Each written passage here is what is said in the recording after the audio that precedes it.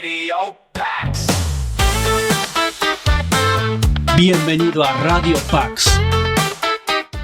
La mayoría de los hombres viven en una silenciosa desesperación. Esta cita de Henry David Thoreau es la base de las reflexiones que nos trae Luis Felipe Faraj en este episodio, hablando de los problemas a los que se enfrentan los hombres de este tiempo, el sentido de la insuficiencia en medio de la presión social. Te animo a que puedas seguir estos próximos minutos estas interesantes reflexiones. Bienvenido una vez más a Radio Pax.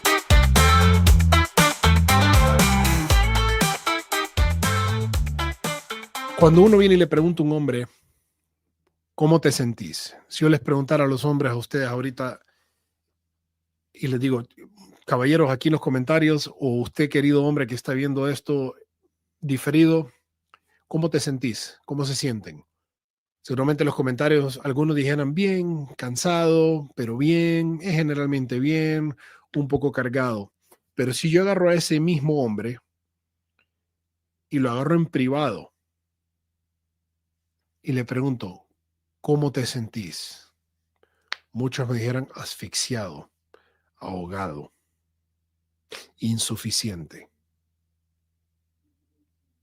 Y esa palabra insuficiencia que me ha venido dando toda la semana he estado pensando en esa palabra insuficiencia. Henry David Thoreau, no sé cómo se dice, dijo que la mayoría de los hombres viven una vida de desesperación silenciosa. Most men live lives of quiet desperation. Así se dice lo escribí en inglés. La mayoría de los hombres viven una vida de desesperación silenciosa. Entonces, ¿por qué este sentimiento, no? ¿Por qué nosotros le metemos, no? Lo que somos padres, trabajamos extra, nos desvelamos, vemos cómo amar a nuestra esposa, cuidarla, proveerle, no solamente económicamente, sino las partes emocionales, a nuestros hijos, de ahí cuidarse a uno mismo. Y nos vemos en este esfuerzo continuo que se termina siendo un desgaste, porque a la larga cuando nos vemos enfrente del espejo decimos, ni aún así es suficiente. A veces nos sentimos un tercio del hombre que quisiéramos ser, la mitad, a veces inexistente. Entonces vienen los gurús, vienen de por fuera y ven esta necesidad, ven que los hombres están desangrados y la medicina que ofrecen es, hey, yo tengo la solución, te dicen. Y comienzan a querer darle una curita a la herida que merece sutura o que merece cirugía, que es lo primero que tienes que hacer, te dicen, es meterte al gimnasio.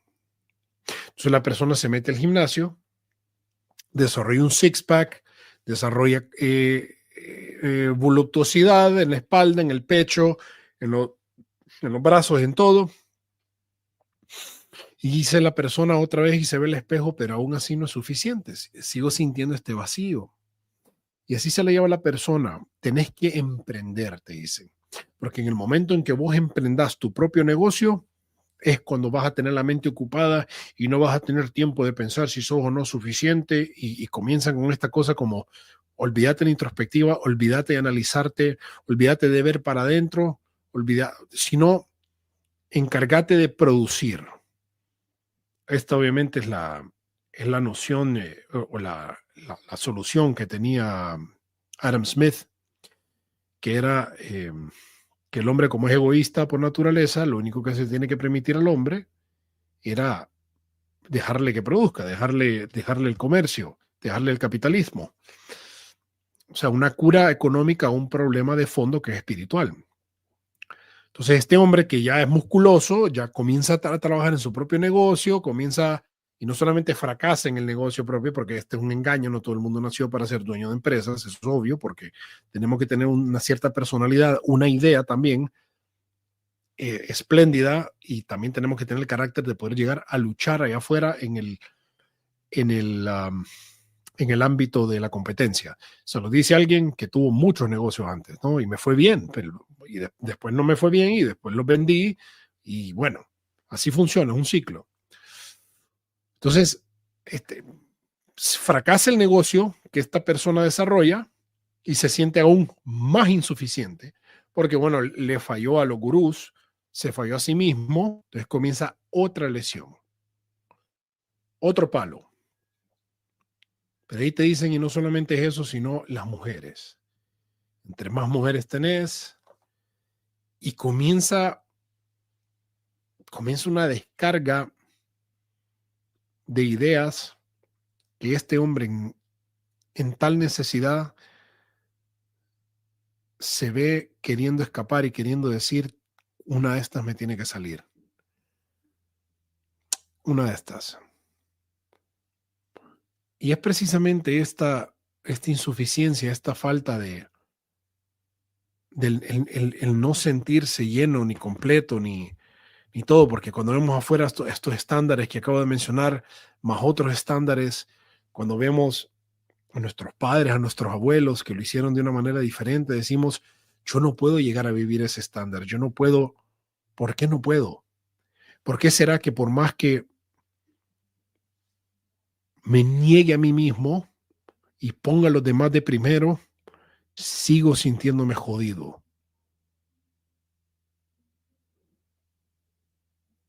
¿Por qué? No es algo que alguna vez vamos a poder llegar a resolver.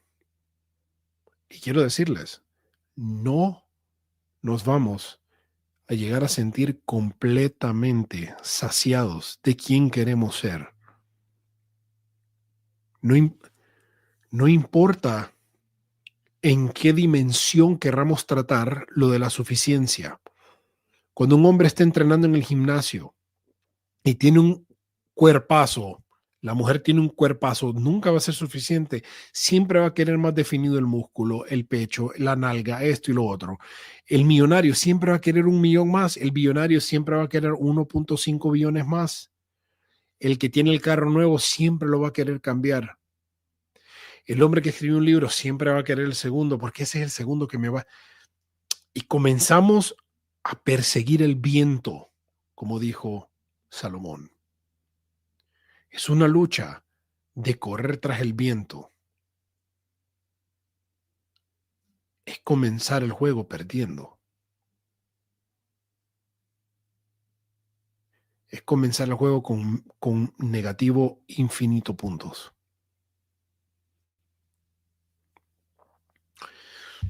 Hoy estaba escribiendo en la mañana.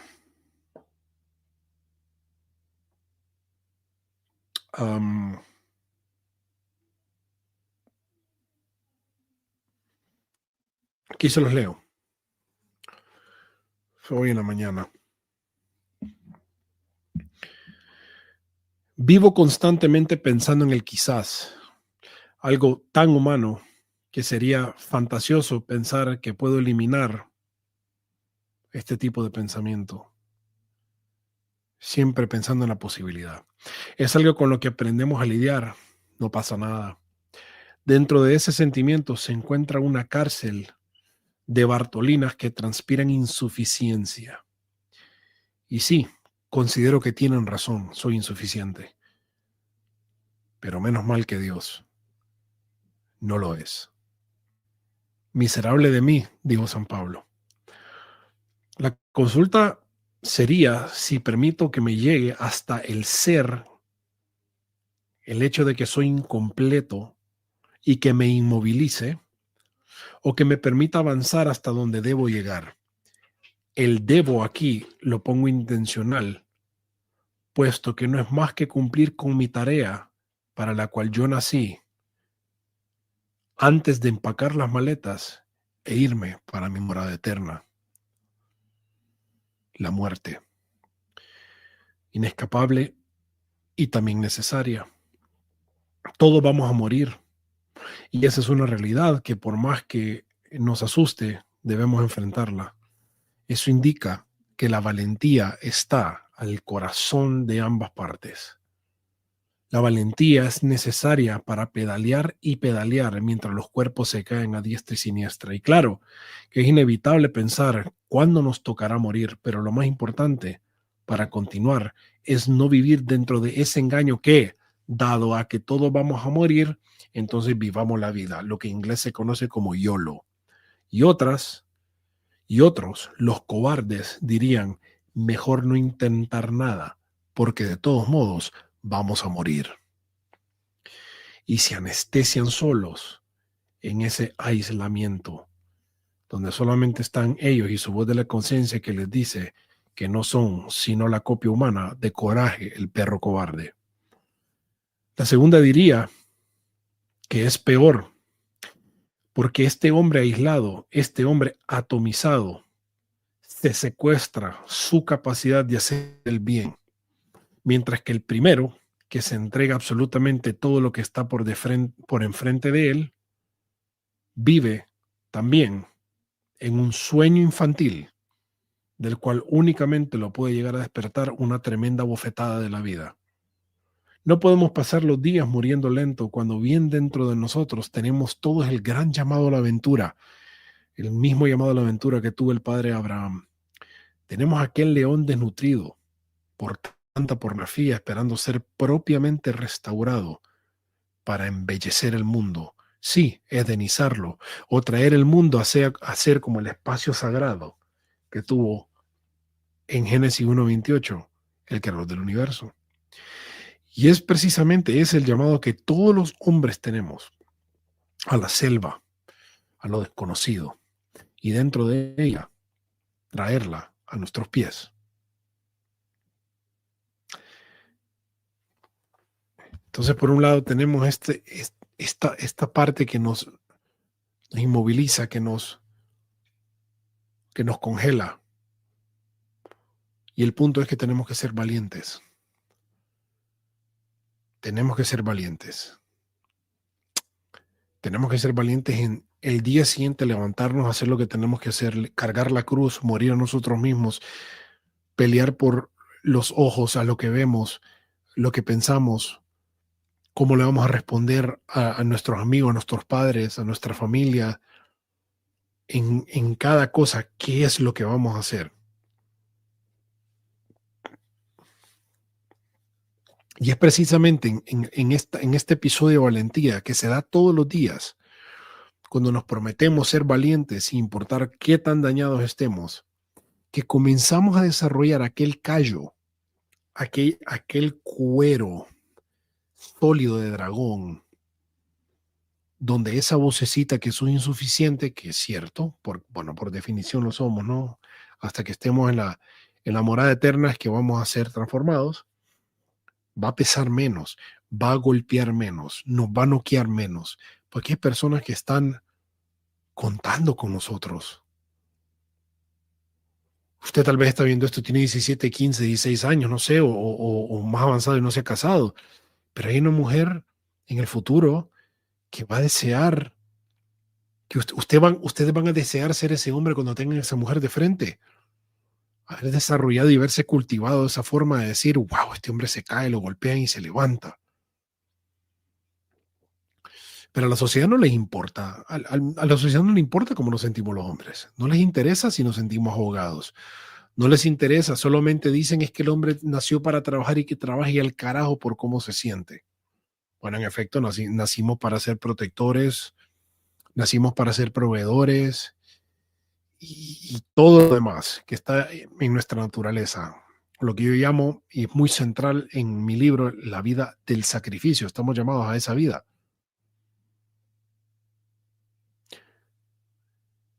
Pero también estamos llamados a la reflexión.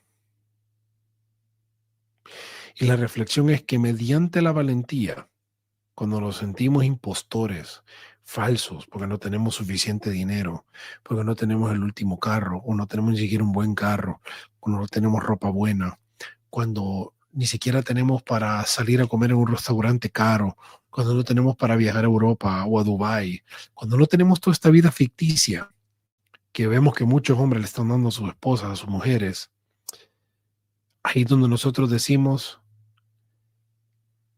¿Qué tengo yo que ellos no tienen? Y es cuando vemos nosotros y vemos lo bello del carácter. Vemos lo bello que somos fieles. Para que las mujeres digan, tu esposa, tu mamá, tu hija diga, mi papá es fiel. Papá nunca se perdió un partido de fútbol mío. Papá nunca se perdió una presentación de karate, de ballet, de básquetbol, de deporte. Papá siempre estuvo ahí. Papá me dio un techo. Papá me dio respeto. Papá amó mucho a mamá. Papá fue paciente con mamá. Papá nos dio mucho más nos dio papá de todos aquellos que recibieron cosas que se van con el tiempo, cosas que se capturan por la ley de la entropía, que pasan del orden al desorden, a la extinción. Seamos valientes, no para las cosas que dicen allá afuera que son el estándar que nosotros tenemos que llegar a tener para ser hombres, sino que ser hombres es cargar una cruz, es cargar las pasiones que son pesadas y jodidas todos los días. Pero no lo hacemos solos, no lo hacemos basados en nuestro propio esfuerzo, sino que Cristo está ahí en el sufrimiento, ahí cuando estamos golpeados, ahí cuando los demás nos menosprecian, ahí está Cristo viendo y recordando que no nos puso en este mundo para absolutamente nada más que ser dignos representantes de la imagen de Él. ¿Y qué fue el ejemplo máximo que dio? Fue el amor. ¿Y dónde puedo manifestar ese amor, esa paciencia y todas las virtudes? En mi familia, con mi esposa, con mis hijos, en mi trabajo. Ese es el hombre total. Ese es el hombre que trasciende. Ese es el hombre que nunca pasa de moda. Ese es el hombre de barro. Así como escribí en el prólogo del capítulo 6 del libro de mi hermano y mi amigo Edgar Pacheco, comienzo el prólogo diciendo, en un mundo de barro, ser de hierro es un gran defecto. Y este hombre de hierro es porque sabe que mañana se puede llegar a sentir igual o peor, sabe que mañana puede estar dolido, pero se levanta, carga su cruz, empuja, porque es mayor que su sufrimiento la promesa eterna. Mayor es la construcción del carácter que aquella prenda material. Mayor es el amor, la honra, la mansedumbre, que un carro de lujo donde hay contiendas entre parejas.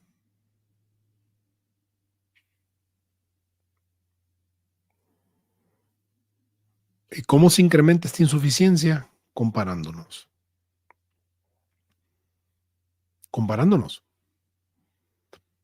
¿Y cómo nos podemos comparar? No necesariamente tenemos que compararnos en cosas tangibles, no es necesario. La comparación existe en todo aspecto. Por ejemplo, yo lo he dicho en son de broma, pero a mí me deprime leer a veces a C.S. Lewis y a Fyodor Dostoevsky, mis dos escritores favoritos, porque son demasiado buenos para escribir y yo sé que mi libro no va a ser igual de bueno que los de ellos. Y en la cabeza de otro, uno lee a C.S. Lewis y de repente lee a otro autor que no es ni conocido y dice, este autor no conocido es mucho mejor. Porque así funciona, cada cabeza es un mundo, como dice el dicho. Entonces, el no caer en la comparación, el no ver cuánto tiene aquel, sino es, ok, ¿qué puedo hacer yo con lo que yo ya tengo? ¿Cómo puedo ser más agradecido? ¿Cómo puedo maximizar mis talentos, mis dones? ¿Cómo puedo yo ser más yo y menos otro? más Cristo y menos yo necesariamente, pero hablando en cuanto a las cosas que Dios nos dio, más yo. Y entre más uno puede llegar a trabajar con lo que se ha sido otorgado por el cielo, más voy a ser agradecido por el prójimo que escribe mejor, que habla mejor, que tiene mejor canal de YouTube, mejor redes sociales, lo que ustedes quieran. Y va a haber paz y va a haber tranquilidad.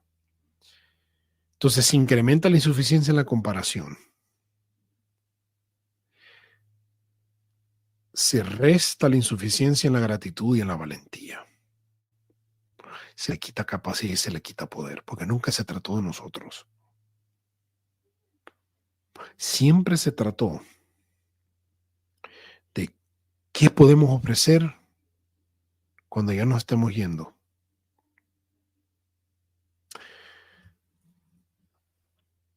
Y que venga ese último de los días, que venga ese momento último de la muerte, donde estemos inertes en esa cama y miremos atrás y decimos y digamos amé con locura, respeté, honré. Ningún ser humano va a ver morir a otro que ama y decir hubiera querido que me dieras más viajes. Siempre uno va a decir hubiera querido que me amaras más, o yo hubiera querido amarte más a ti, haberte honrado más, haberte respetado más. Ese es el clamor del alma. No es si tan solo te hubiera dado otra casa más, un yate más, unas vacaciones más. Caballeros, no caigan en esa trampa. Nos va a debilitar nada más.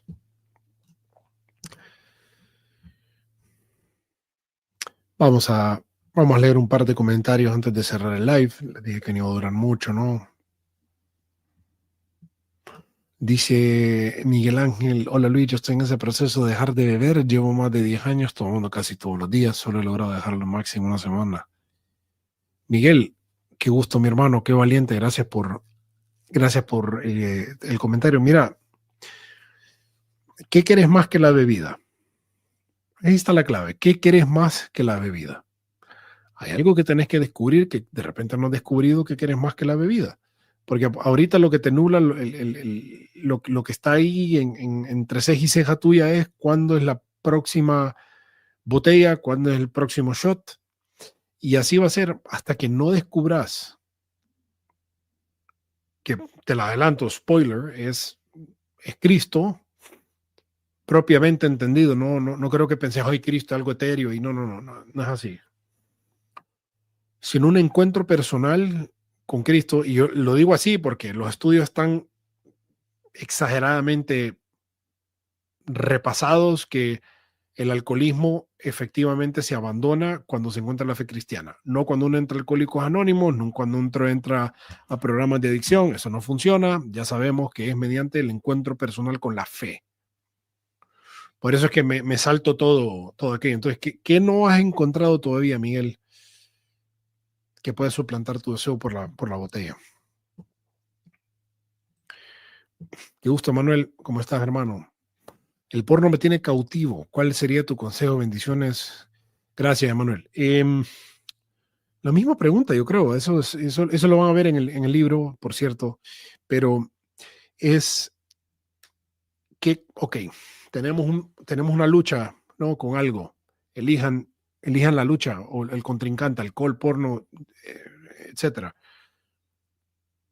Cuando tenemos este problema, es un síntoma, no es una causa. El porno es un síntoma, la bebida es un síntoma y demás. Tiene que haber una causa.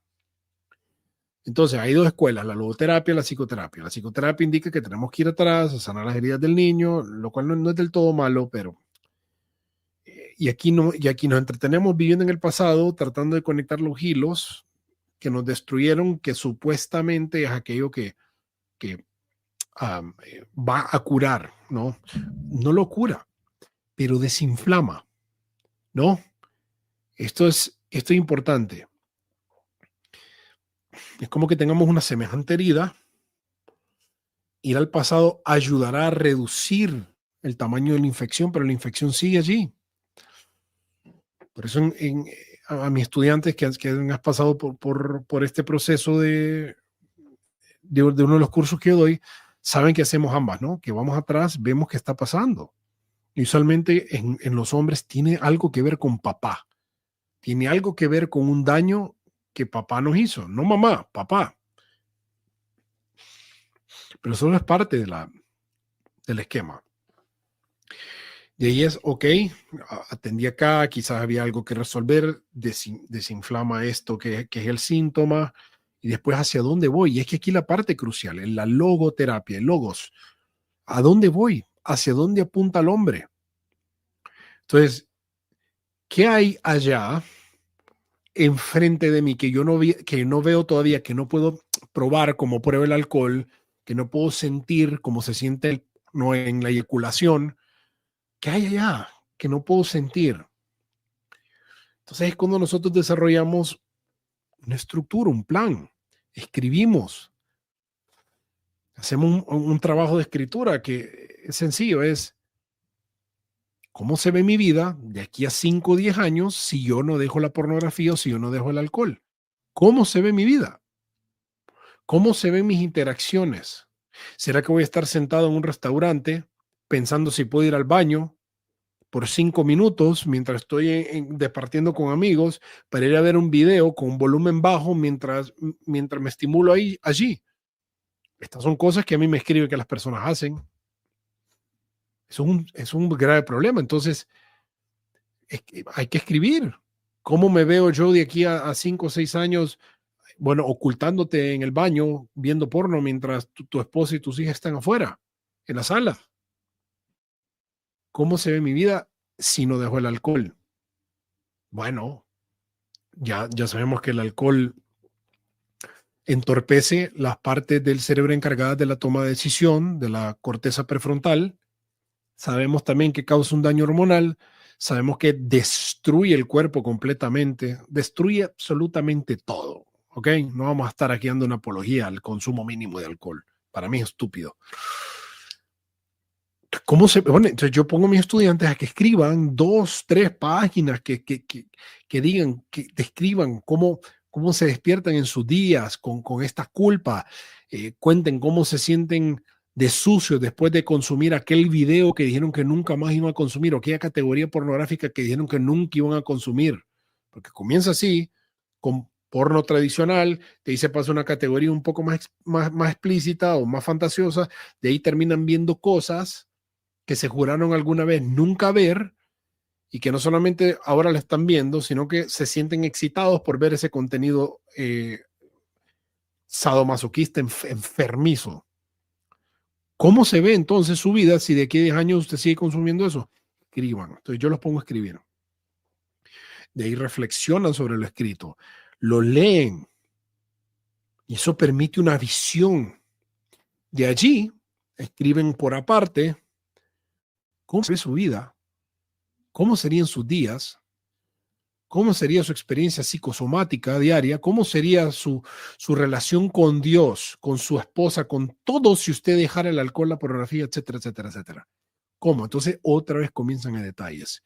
Y las caras felices, realizadas, bueno, sería así, así, así, veo mi vida así, no tuviera vergüenza, no tuviera y se comienza a hacer aquel trabajo de estructura a futuro. Entonces, cada vez que esta persona va a consumir, cada vez que siente la tentación, usualmente los que han hecho bien el ejercicio, que está en una técnica que se llama el Panna-Baker Technique, es similar, yo le di un ajuste. Panna-Baker Technique, búsquenla. Usualmente dicen, muchos dicen, Luis, me resultó, no he vuelto a consumir, no he vuelto a hacer nada. Porque el momento que están a punto de levantar la botella, o piensan en levantar la botella, o piensan en abrir una página pornográfica, se acuerdan y dicen, así es como me siento después de consumir. Y así es como me sentiré en el futuro, igual de miserable y de basura y de sucio. Entonces, ponen en contraposición cómo se quieren sentir versus cómo se sienten si lo hacen. Y eso es muy, muy poderoso.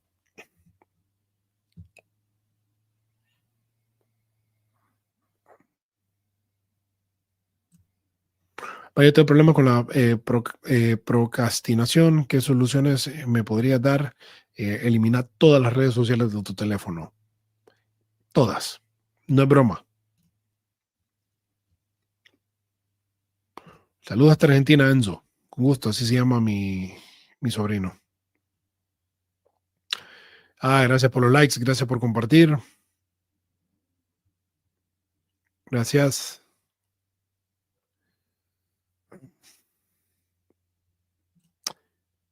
Gracias, saludos.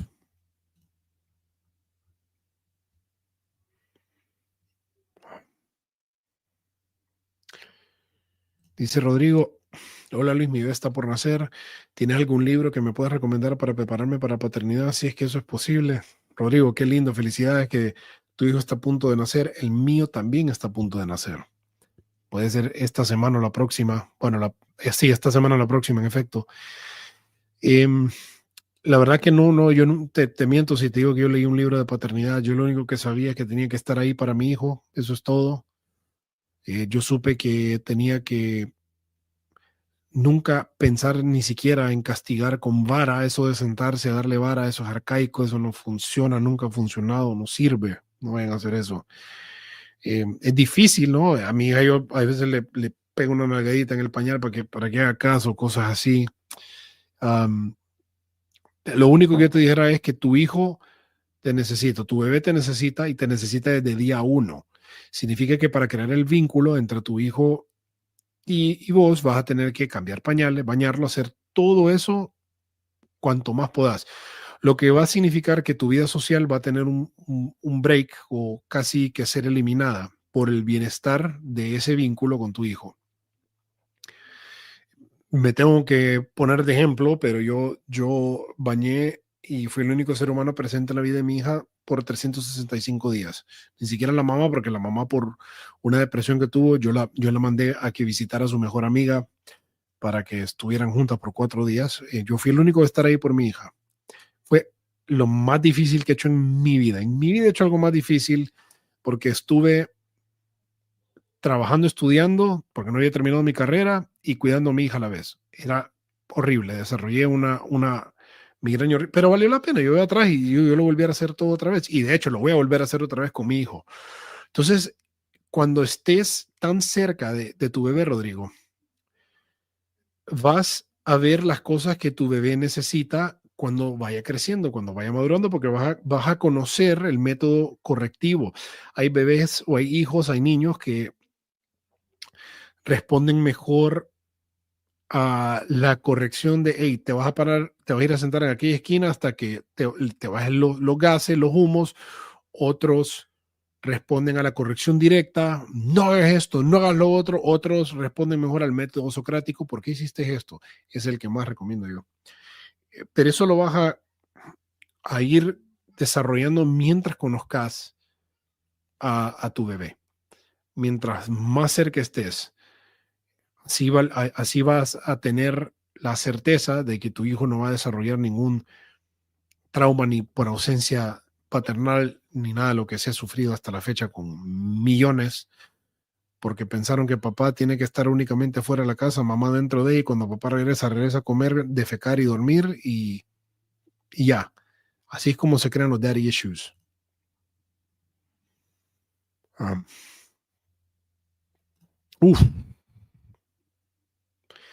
Brutal. Brutal. Saludos, Edwin. Gracias, hermano. Un abrazo.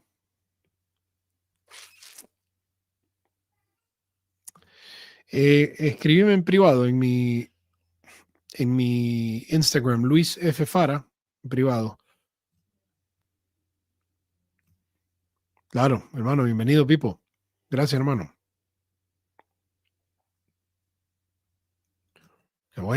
Qué bueno, no más al alcohol, no más al alcohol.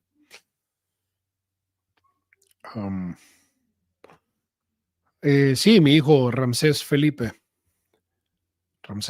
Fara.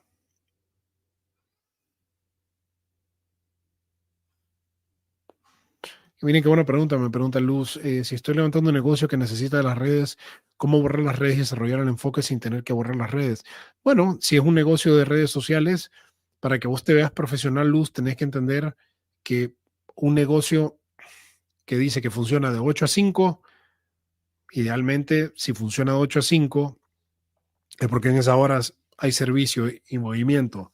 Entonces, si vos decís, bueno, yo trabajo en las redes, mi negocio necesita las redes, entonces yo voy a tener las redes de tal hora a tal hora, pero después de esa hora no existe. Es que tengo que vender, es que tengo, sí, yo entiendo que hay que vender, yo entiendo que, yo lo entiendo, yo tuve negocio y lo moví en redes y eso es, pero a ver, ¿tu negocio te está usando a vos o vos estás utilizando tu negocio como medio de subsistencia? Porque si el negocio te está usando a ti, entonces el negocio es dueño de ti y no al revés. Cuando pones ese límite de tal hora a tal hora, entonces estableces un patrón sano de uso de redes sociales.